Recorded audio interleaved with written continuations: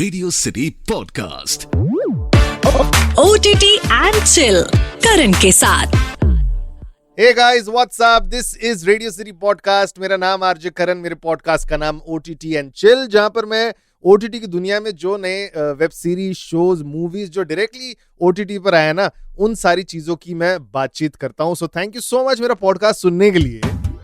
And ऐसा मेरे को लगता है कि OTT हमारे लाइफ का बहुत ही इंपॉर्टेंट हिस्सा बन चुका है। एवरीबडी इज वॉचिंग समथिंग और द अदर, शायद दिन में, शायद दोपहर में, शायद रात में। ऐसा एक फैमिली गैदरिंग बन गया है। जैसे पहले लोग टीवी देखा करते थे और OTT में जब भी कोई नया शो आता है ना, जैसे नई दुकान आती है आपके एरिया में, नया ठेला लगता है, वहां पर आप सोचते हैं कि यहाँ पर कुछ खा के आए, सब लोग चले जाते हैं। वैसे ही OTT जब नया शो कोई आता है, सबसे पहले सब लोग वही देखते हैं। और स्पेशली थोड़ा सीजन 1 सीजन 2 जब अच्छा लगता है तो वो सारी चीजें हम सोचते हैं कि यार सीजन 3 आएगा तो विल बी वेरी एक्साइटेड, जब ऐसे ही क्लिफ हैंगर पे छोड़ते हैं। तो पंचायत सीजन 1 भी वैसे छोड़ा था, 2 भी ऐसे छोड़ा, पंचायत सीजन 3 आ चुका है। तो उसकी पूरी टीम मेरे साथ यहाँ पर मेरे पॉडकास्ट में है। तो सबसे पहले बात करेंगे दीपक कुमार से, जो इसके डायरेक्टर है। और दीपक का अगर मैं आपको रेफरेंस दूं, मैं बताऊं कि वो कौन है, तो परमानेंट रूममेट्स, अगर आपने ये शो देखा होगा, उसमें जो ड्राइवर बनते हैं, that is Deepak. So Deepak, thank you so much for joining. सबसे पहले तो यही जानना है मेरे को कि क्या आपकी पूरी टीम को उम्मीद थी कि पंचायत को इतना जबरदस्त रिस्पॉन्स मिलेगा? जब सीजन 1 हुआ, 2 हुआ, अब 3 हो रहा है, एंड आई एम श्योर आगे भी बढ़ते जाने वाला है। थोड़ा सा मैं पीछे आके इसको आंसर करूंगा कि हमेशा से मतलब पंचायत जब अपने नेसेंट ग्रोइंग फेज में था, तो हम लोग का एक थॉट था कि चलो एक शहर का लड़का गांव आया है, तो वो आएगा, वो देखेगा कि गांव में बिजली नहीं आती है, तो वो बिजली की प्रॉब्लम सॉल्व करने की कोशिश, फिर देखेगा पानी नहीं आता है तो पानी की प्रॉब्लम, फिर देखेगा खेती में समस्याएं हैं तो खेती की। विद टाइम हमने रियलाइज किया कि ये बहुत बड़ी बड़ी समस्याएं हैं। पानी, बिजली और खेती एक सचिव सॉल्व नहीं कर पाएगा अपने लेवल पे। It requires bigger level of decision making.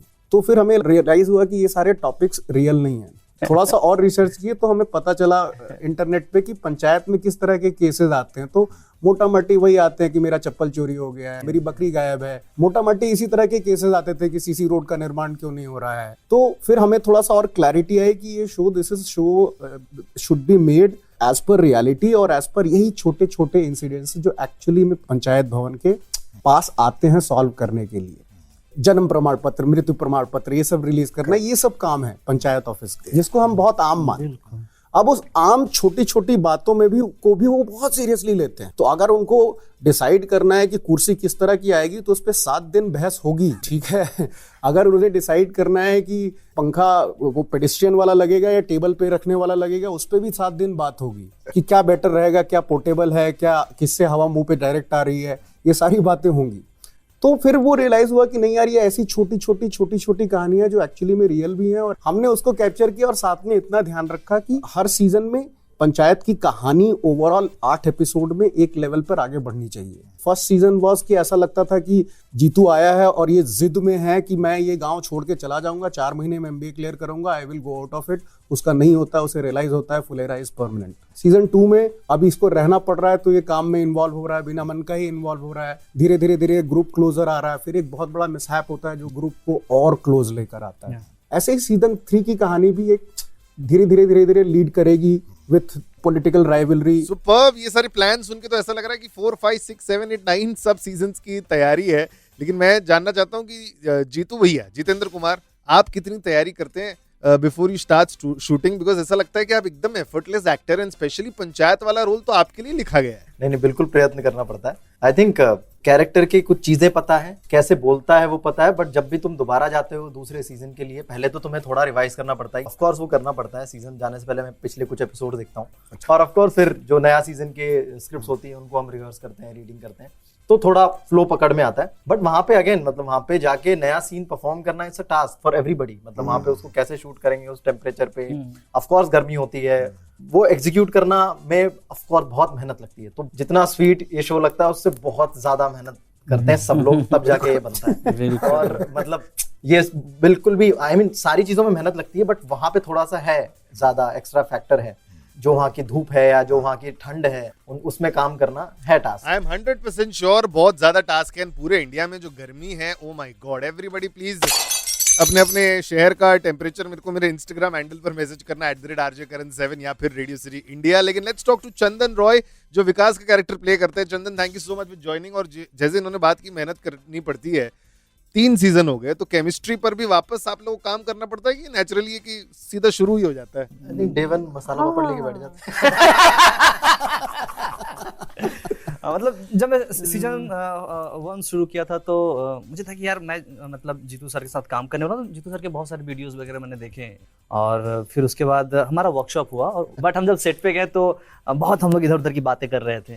तो ऐसे मतलब जीतू लगता है कि यार जीतू मतलब कि भाई किसी से बोलते नहीं है, अपना एक वॉल चारों तरफ। बट ऐसा है नहीं, अगर एक बार जीतू के पास पहुंच गए फिर तो जीतू खोल के बात करेगा। दैट इज फैब यार। तो जीतू भैया खुल के बात कीजिए यहाँ पर, क्या आपको प्रेशर फील हो रहा है? बिकॉज 3rd सीजन है ये, लोगों की एक्सपेक्टेशन बहुत ज्यादा बढ़ गई है और आने वाले सीजन के लिए भी बढ़ती जाएगी अगर पंचायत आगे बनते जाएगा तो। हाँ, आई थिंक मुझे लगता है सबके दिमाग में ही है वो, मतलब वो राइटर से लेके डायरेक्टर से लेके सबके दिमाग में वो रहता है कि जो भी स्पेस है वो मेंटेन करके हमें कहानी को आगे बढ़ाना है और चीजें एक्सपैंड करनी है और मतलब और ज्यादा एंटरटेन करने की कोशिश करनी है। बट वो स्पेस मेंटेन रहना चाहिए सबका। अगर मैं एक्टर हूँ तो मैं ट्राई करूंगा कि ऑफ कोर्स मतलब वो एकदम ही अलग ना लगने लग जाए या कुछ अलग तरीके से बोलने ना लग जाए या अलग ही चीजें तो नहीं हो रही हैं स्क्रिप्ट में उसके साथ कि वो स्पेस आउट हो रहा है। तो वो चीजें होती हैं तो मैं भी अपनी तरफ से कुछ कई बार बता देता हूँ या मोस्टली तो नहीं मिलता है। मुझे लगता है कि हाँ करेक्ट स्पेस में ही लिखा जा रहा है अभी तक, जो कि आई थिंक मतलब मेकर्स को पूरा क्रेडिट जाता है, राइटर और डायरेक्टर को, कि वो बिल्कुल ही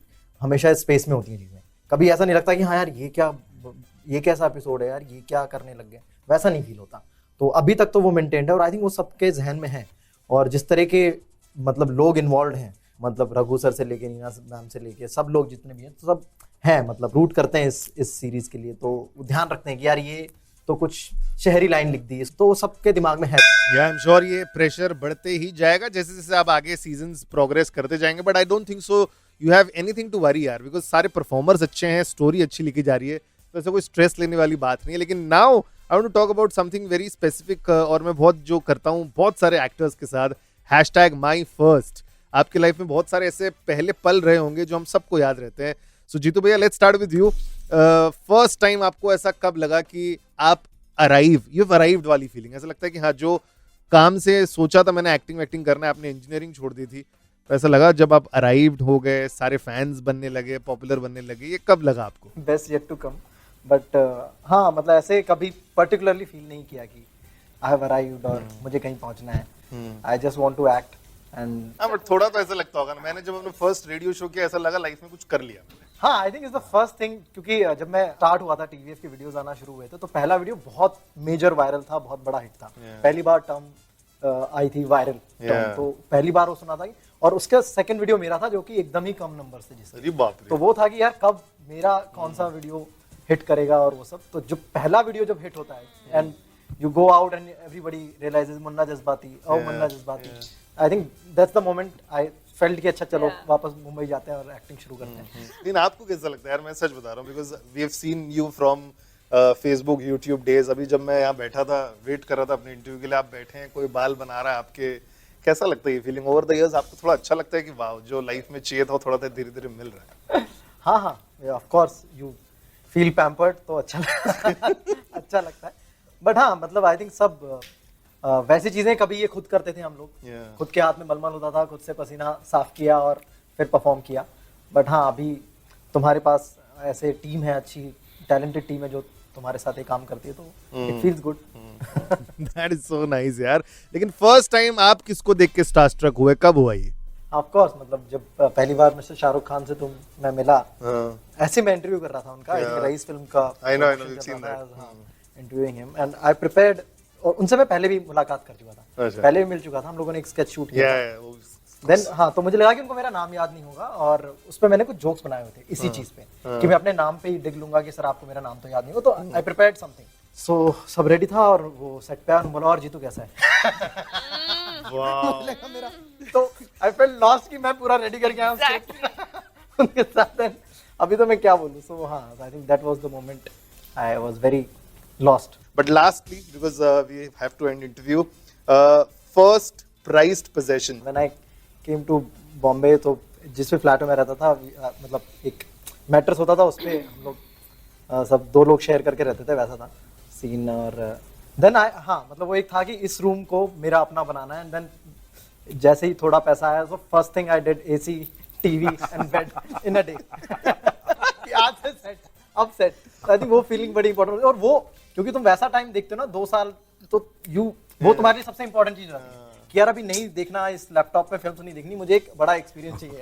टीवी पे बैठ के मैं देखूं और AC चाहिए। तो आई थिंक दैट्स वेरी नहीं, AC वाला इमोशन आई आल्सो एग्री, क्योंकि जब मैं 2011 की बात कर रहा हूँ, हम 1 रूम में रहते थे, मैं, मेरी मम्मी और छोटा भाई। तो वेंटिलेशन का एक ही पॉइंट था, और गर्मी के सीजन में इतनी गर्मी हो रही थी कि हम सीधा सो नहीं पाते थे क्योंकि पसीना हो जाता था। तब मैंने डिसाइड किया था 4 महीने में पैसे आएंगे, सबसे पहले AC लगवाऊंगा। तो AC लगा, खुश हुए। आई एम श्योर आपकी भी ऐसी कुछ स्टोरीज होगी। फर्स्ट प्राइज्ड पोजेशन, अपने लिए कुछ ऐसा खर्चा किया which you are very proud about. आप मेरे को मैसेज कर सकते हैं @RJKaran7 मेरा इंस्टाग्राम हैंडल, या फिर रेडियो सिटी इंडिया के इंस्टाग्राम हैंडल पर। बिकॉज यार आजकल ऐसी पॉजिटिव चीजें ढूंढनी पड़ती है और अच्छा लगता है सारी सक्सेस स्टोरी जान के। लेकिन ये थी पंचायत की टीम। आई एम श्योर अगर आपने सीजन 3 देखना स्टार्ट कर दिया है, कैसा लग रहा है, नहीं लग रहा है, डू लेट मी नो। अगले पॉडकास्ट पर हम लोग वापस आएंगे, वापस we gonna talk about lot of things. And मेरे को ऐसा लग रहा है कि नेक्स्ट मेरा पॉडकास्ट होना चाहिए sports docu series. Last podcast में we spoke about crime docu series और बहुत लोगों को अच्छा लगा था। So I am deciding to talk about sports docu series also, because IPL गया, वर्ल्ड कप है, सो बहुत सारी चीजें हैं। But I will see you again in my next podcast. अगर आपको कुछ सजेशन देने हैं कौन से शो के बारे में बात करूं, प्लीज इंस्टाग्राम हैंडल है मेरा @RJKaran7, या फिर रेडियो सिटी इंडिया पर भी मैसेज कर सकते हैं। Bye bye. Radio City Podcast. OTT and Chill Karan के साथ।